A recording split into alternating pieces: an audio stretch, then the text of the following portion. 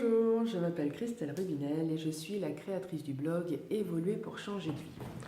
Donc là, je vais parler d'un sujet, toujours dans la série des vidéos pour le couple, reconnaître ses torts et savoir s'excuser. Ouh, pas facile.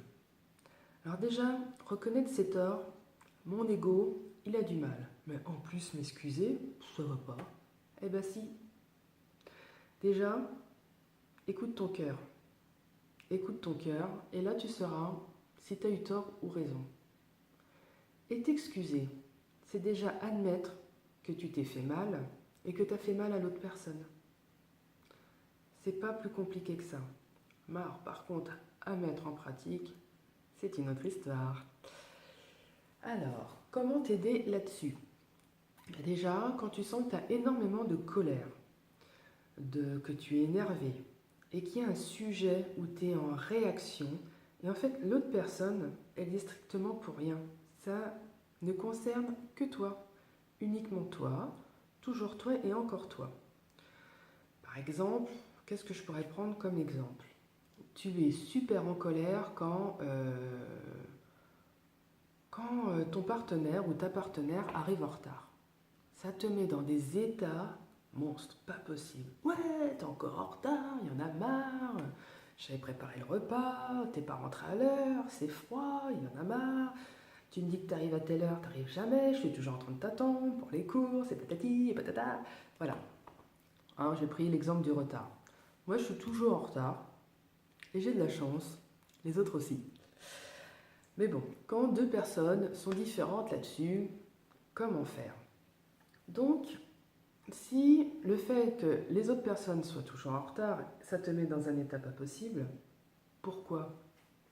Pourquoi ça te met dans un état pas possible? C'est pas la question à savoir pourquoi tu arrives en retard. Elle changera pas l'autre personne. À moins que tu changes carrément de personne. C'est surtout te dire, moi, pourquoi ça me met dans cet état-là? Qu'est-ce que je supporte pas? Est-ce que quand j'étais petite, tout le monde arrivait toujours en retard ou mes parents me disaient qu'il fallait toujours être à l'heure? Est-ce que j'ai une croyance qu'il faut arriver toujours 20 minutes avant pour être à l'heure? Enfin voilà, plein de choses. Donc c'est se poser la question, pourquoi je suis tant en réaction sur le retard? Pourquoi en moi ça génère quelque chose, un tsunami? Donc quand tu es en réaction sur n'importe quel sujet, eh ben, il faut aller voir un petit peu plus loin ce qui s'y passe. Se demander depuis combien de temps tu es en réaction là-dessus. Est-ce que ça a commencé pendant ton enfance ou un peu plus tard? Qu'est-ce que ça génère chez toi? Donc bien faire la liste de toutes les émotions que ça génère. De la colère, l'impression peut-être qu'on se moque de toi, de ne pas être entendu, qu'on te néglige, qu'on t'abandonne, qu'on te rejette, je ne sais quoi encore. Voilà, savoir tous ces petits trucs-là. Et une fois que tu auras déjà posé sur une feuille la liste de ce que ça te génère comme réaction et surtout depuis quand tu as cette réaction qui est toujours très vive, tu auras un petit peu avancé sur le sujet.